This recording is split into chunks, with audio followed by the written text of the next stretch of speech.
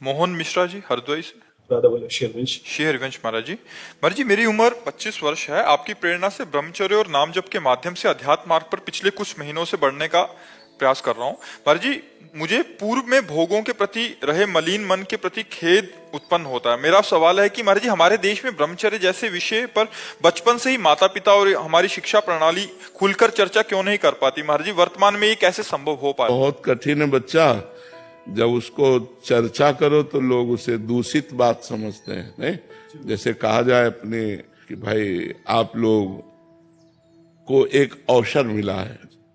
हमारे शास्त्र में जीवन को 4 भागों में बांट दिया गया। पहला ब्रह्मचर्य, दूसरा गृहस्थ, तीसरा वानप्रस्थ और चौथा सन्यास। ये पूर्ण मानव जीवन की पूर्णता है। अब जब नींव ही ना होगी तो महल कैसे खड़ा हो जाएगा? मनुष्य जीवन की नींव है ब्रह्मचर्य।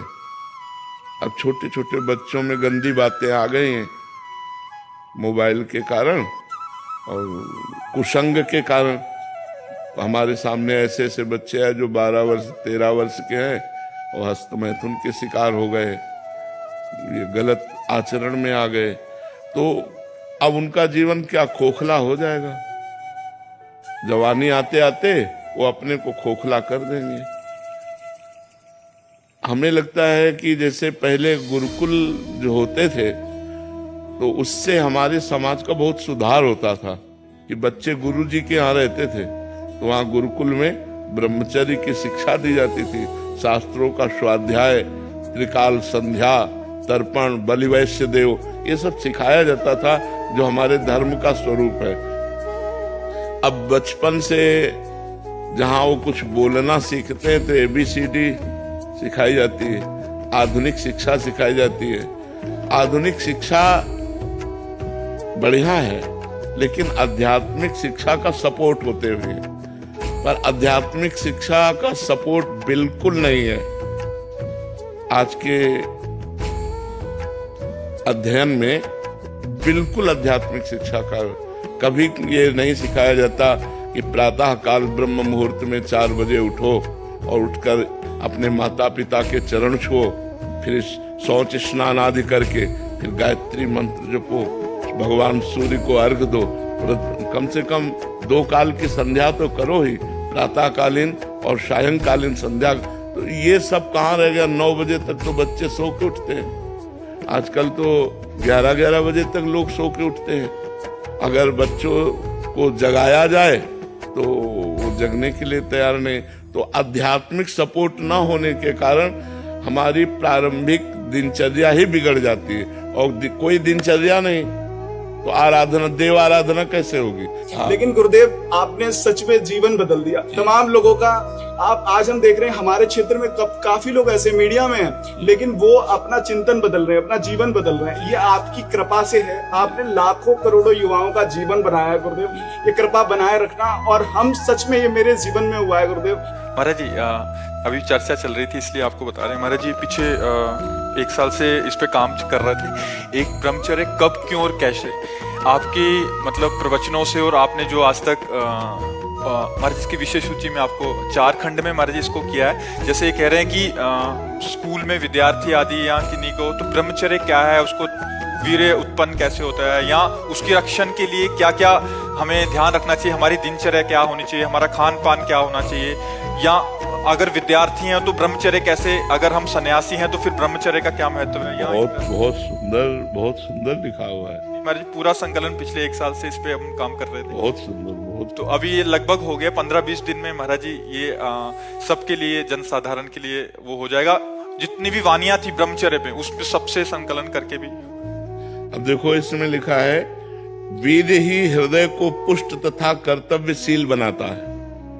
वीर से ही सर्वांग में जीवनी शक्ति संचालित होती है। जो वीरवान है, ब्रह्मचर्यवान है, वो बड़ा तेजस्वी होगा, मतलब आंतरिक उसकी स्फूर्ति बहुत होगी।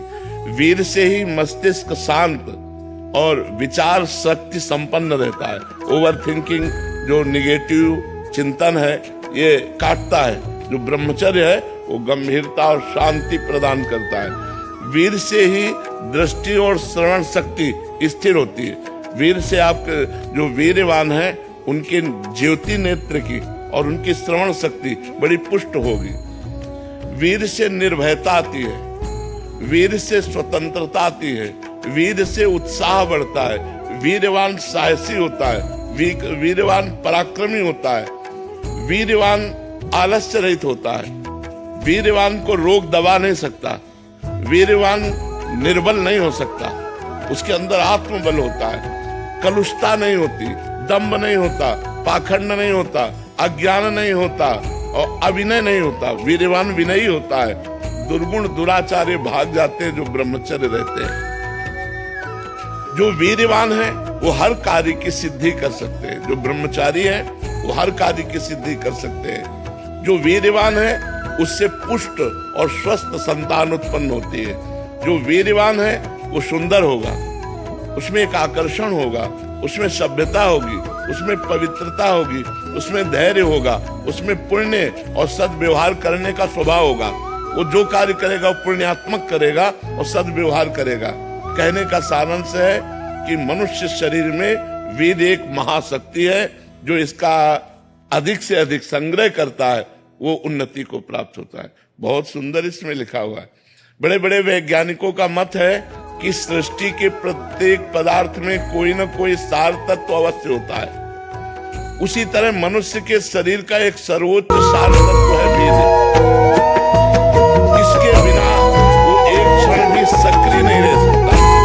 तो जो व्यक्ति अज्ञान के कारण अपने वीर्य का क्षरण करता है, नाश करता है, उसमें बहुत से दोष उत्पन्न हो जाते हैं। ये बहुत सुंदर ग्रंथ है, बहुत सुंदर ग्रंथ है। ये जो सत्संग है हमारे, उन सत्संगों का इसमें संकलन किया गया है। हाँ, इसमें ब्रह्मचर्य कब, क्यों और कैसे। पर इसमें जो प्रश्न उत्तर भी साधकों के साथ हुए हैं आपके, जो ब्रह्मचर्य के ऊपर पूछे हैं, चाहे स्त्री साधक ने, वो भी उसका भी जो आपने उत्तर दिया है बहुत सुंदर किया। बहुत अगले 15, 20, 25 दिन में इसका जनसाधारण के लिए प्रिंट आउट के लिए। हाँ, बिल्कुल बहुत सुंदर। इससे नौजवानों को बहुत लाभ मिलेगा। मतलब जो विद्यार्थी हैं या जो सन्यासी हैं, स्त्रियां हैं, पुरुष हैं, ग्रस्त में हैं, सबके लिए अलग अलग इस दशा में कैसे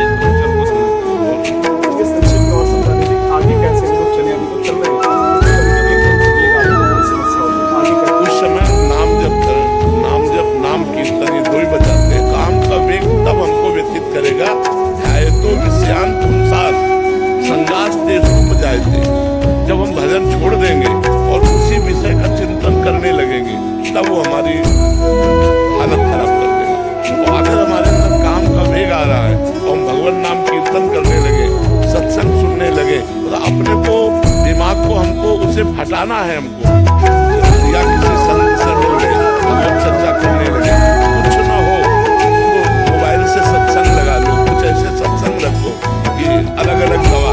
जैसे मन चंचल है तो क्या करना चाहिए, अगर हमारे अंदर काम आ रहा है तो क्या करना चाहिए, हमारे अंदर धन का लोभ आ रहा है तो क्या करना चाहिए। अलग अलग विषयों में एकांतिक चर्चाएं हुई, वो चर्चा अलग अलग रख दे और जब हमारा मन जहाँ परेशान करे वो चर्चा कर लेना चाहिए। नाम जब जरूर करना चाहिए। नाम जब से बच जाओगे। नाम काटता है, जैसे वो अंदर से मन एकाग्र कर रहा है आपको काम में, काम क्रिया में एकाग्र कर रहा है। अब आप एकाग्र ना हो पाओ, बस आपकी चतुरता है।